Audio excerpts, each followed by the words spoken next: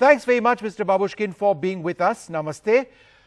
What explains the massive Russian troop presence on the frontiers of Ukraine?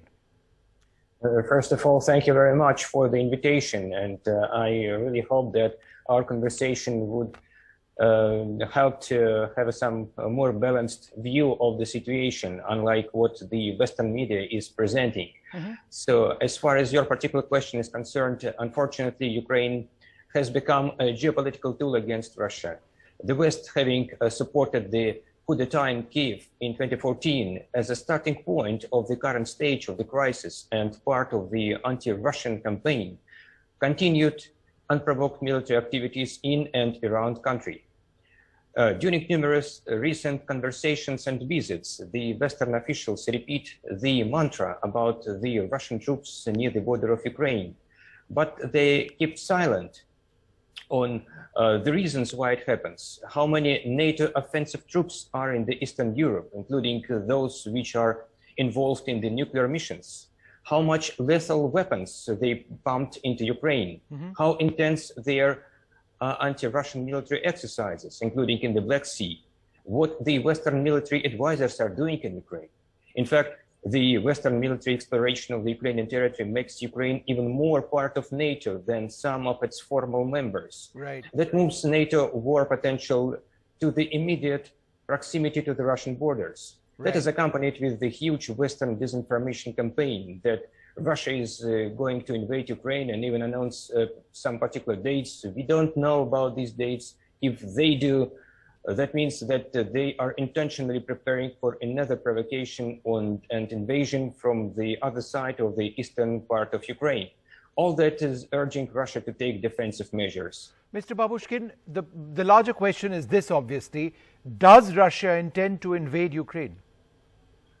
There is absolutely no reason for Russia to attack anyone. It would clearly negatively affect the economy focused on the post-pandemic recovery. The EU is as the neighbor of Russia, is critically important in terms of trade and investments as well as energy cooperation. We are not in a position to intentionally limit this partnership, especially being increasingly threatened by unilateral sanctions. But let's see who would benefit from such escalation. Under the pretext of escalation, Europe is being deprived of opportunities to cooperate with Russia, and cheaper Russian energy resources will be replaced with the American supplies. Another point is that by instigating the crisis, the West is simply diverting attention from its domestic problems, including weak positions of Democrats in the US ahead of midterm elections. They need some foreign policy success being tough on Russia, especially after recent failures in Afghanistan and growing sentiments that promotion of democracy by the West is associated with the regime change policy, interference in domestic affairs, military invasions, unilateral pressure and blackmail.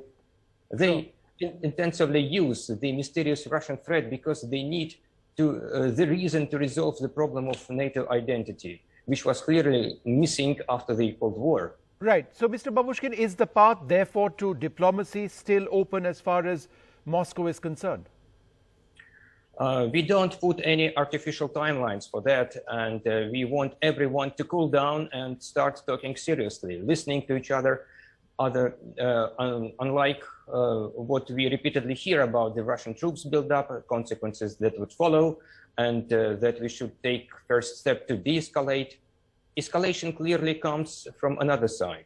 What we are ready for equal and mutually respectful dialogue, taking into consideration interests of all states, especially legitimate security concerns. But there is no substantive feedback, just ignorance. Mass media is playing a huge destructive role, sometimes even running ahead of the train and announcing that invasion is already happening, making everyone to believe it. And we won't be surprised if they say, look, there were visits, telephone calls, even on the leaders level, but there is no progress, so we have to make more pressure. And we can admit that this scenario is already there. It is a deliberate Cold War approach and in violation of previous agreements and commitments by NATO and even international law. No, but Mr. Babushkin, I'm just trying to understand over here. On the one hand, you say the path to diplomacy is open. Then you say that there is no timeline and that Russia welcomes talks. You've spelled out a lot of the problems, and you've also spoken about de-escalation. But how long, but that process of de-escalation needs to happen with Russia as well. You've got more than 1.2 lakh armed forces personnel surrounding Ukraine in various areas. So how long can you sustain them in those areas? Wouldn't the process of de-escalation also need Russia to have them move back? Russia is prepared for any development.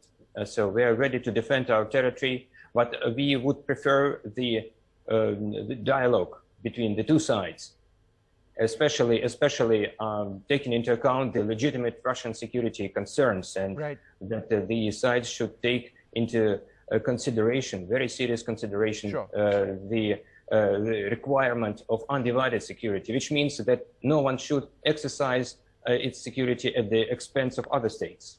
So here's the interesting point, Mr. Babushkin. As you know all too well, even though Ukraine in the past may have expressed a desire to join NATO, NATO hasn't exactly gone out of their way in telling Ukraine that, look, please come aboard and we are going to admit you.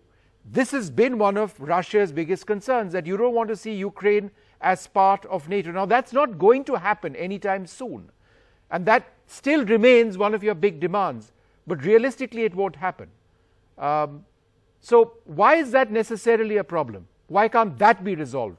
Isn't that low-hanging fruit between both sides? Look, the expansion of NATO is an existential threat to Russia, since member states under the US leadership deploy offensive weapons in the immediate proximity to the Russian borders.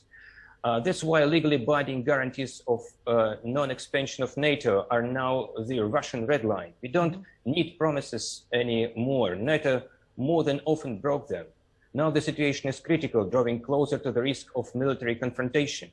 Otherwise, it also further instigates provocative actions by Kyiv authorities. For them, the so-called Russian threat is the reason not to implement the Minsk agreements. Kyiv obviously is not interested in security talks between NATO and Russia. So we expect from NATO to influence Ukraine for a more constructive and pragmatic approach. It's first of all the Ukrainian obligation to fulfill Minsk agreements pertaining to the direct dialogue between the Kyiv authorities and the eastern regions of the country on ceasefire regime, special status of the Russian-speaking territories, holding elections, etc., to be followed by relevant constitutional amendments. Legally speaking, Russia has nothing to do with that.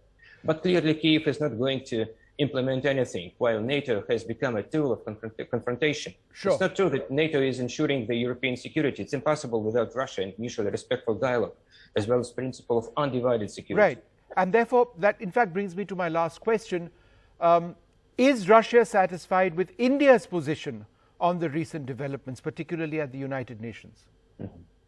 Well, we are in a very close touch with our Indian partners. We also explain our understanding of the situation. However, independent countries can clearly see themselves what's going on. That's why we can say that we are glad that India has taken an independent view, which was clearly demonstrated at the recent UN Security Council vote. Our special and privileged strategic partnership is based on mutual trust and equal, respectful and pragmatic dialogue, taking into account each other's interests without any pressure or threat of sanctions or any hidden agenda. We are like-minded and stand for just, equal and predictable multipolarity with the central role of the United Nations and international law, as well as unified agenda.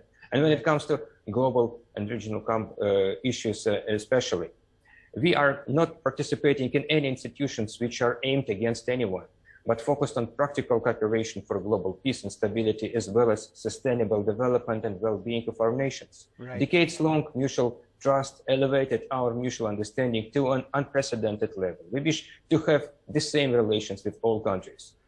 Well, Mr. Babushkin, I'm sure it's your hope, as it is everybody else's, that there is peace in the region, that there isn't any armed conflict that would affect millions of people in the region and several more all across the world, directly or indirectly. I'd like to thank you very much for joining us and sharing the Russian perspective. Thank you very much indeed, sir. Thank you.